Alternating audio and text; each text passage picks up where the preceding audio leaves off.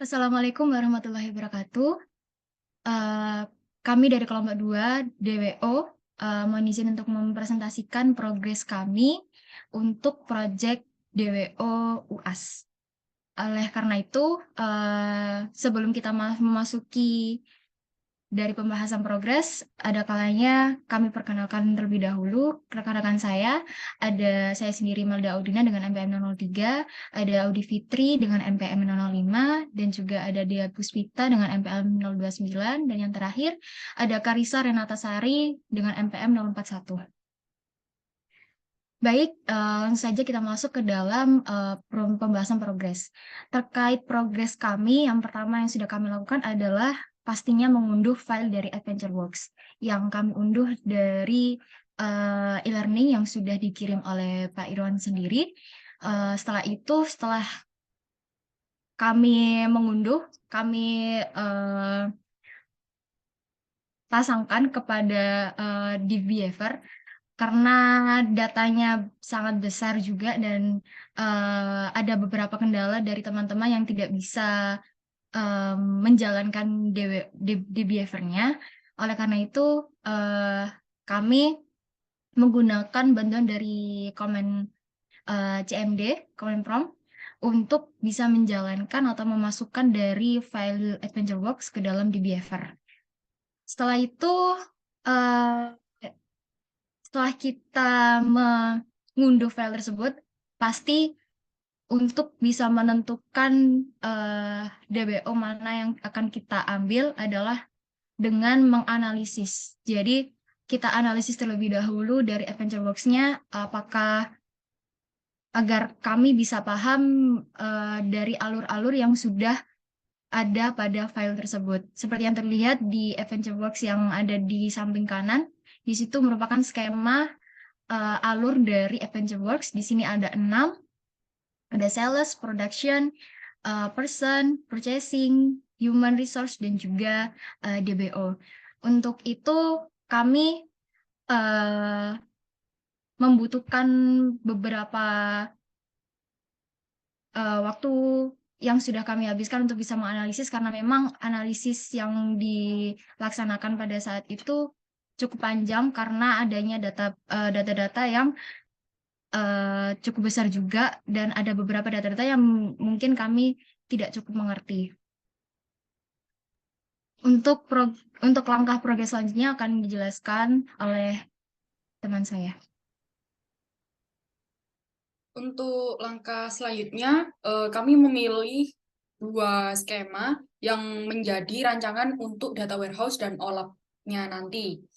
Yang pertama, awalnya kita memilih skema person dan purchasing. Tetapi terdapat kendala, yaitu tabel person pada skema person di database AdventureWorks itu tidak ada dari skripnya yang kita unduh di e-learning. Sehingga kita mengganti skema yang kita pilih dengan skema purchasing dan HR.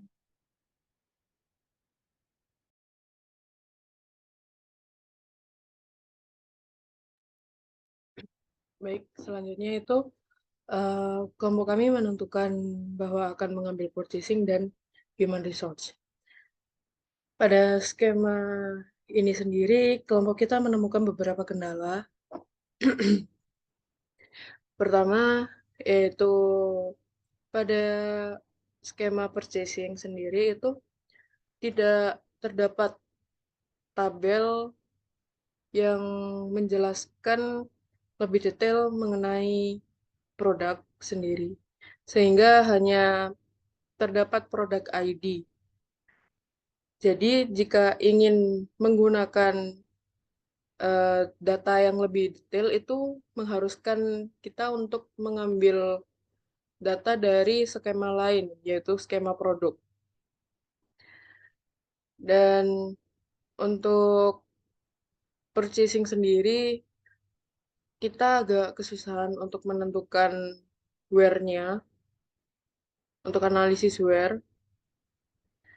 Lalu, sehingga kelompok kita memutuskan untuk mengganti skema yang akan kita pilih, yaitu menjadi skema production dan juga data warehouse. Ya, jadi setelah pertimbangan yang cukup panjang untuk kami memilih skema dari AdventureWorks, kita memutuskan untuk memilih skema production dan juga HR karena menurut kami itu keduanya memiliki data-data yang cukup lengkap untuk kami bisa menentukan tabel fakta-faktanya.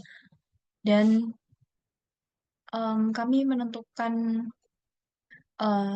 tabel-tabel yang akan digunakan ini dengan elemen 4W1H, yakni ada what, when, where, who, dan juga how.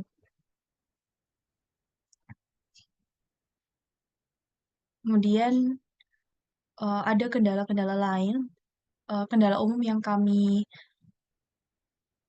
rasakan ketika mengerjakan ini, yakni ada beberapa pertanyaan untuk apakah 4W1H ini harus mencakup semuanya. Maksudnya apakah salah satu dari elemen 4W1H itu tidak terdapat di skema terdapat di data warehouse kita gitu. Apakah boleh untuk memakai